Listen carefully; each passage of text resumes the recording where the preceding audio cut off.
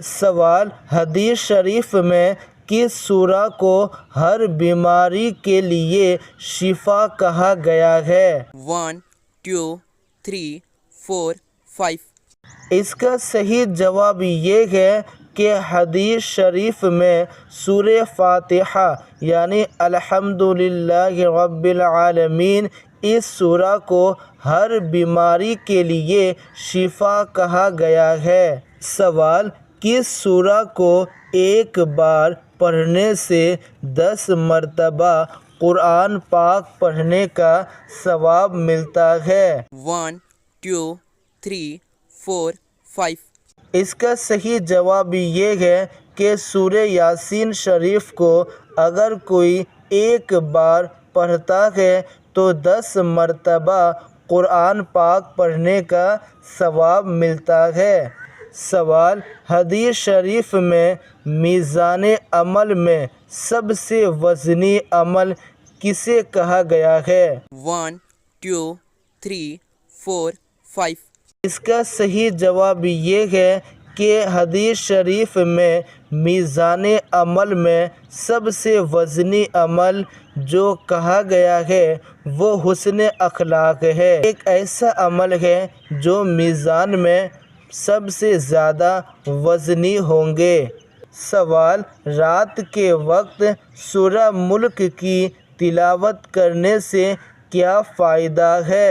1 2 3 4 5 اس کا صحیح جواب یہ ہے کہ حدیث شریف کا خلاصہ یہ ہے کہ جب بندہ قبر میں جائے گا تو عذاب اس کے قدموں، سینے، پیٹھ یا پھر سر کی طرف آئے گا تو یہ سب اعضاء کہیں گے تیرے لیے ہماری طرف سے کوئی راستہ نہیں ہے، کیونکہ یہ مرا ہوا انسان جب دنیا میں تھے تو رات میں سورہ ملک کی تلاوت کیا کرتے تھے۔ سوال: حضرت آدم علیہ السلام کی عمر کتنی تھی؟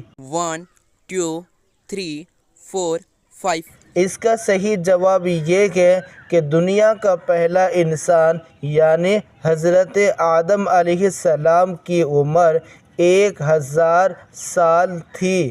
سوال: کیا علم دین سیکھنا صرف مردوں پر فرض ہے یا پھر عورتوں پر بھی فرض ہے؟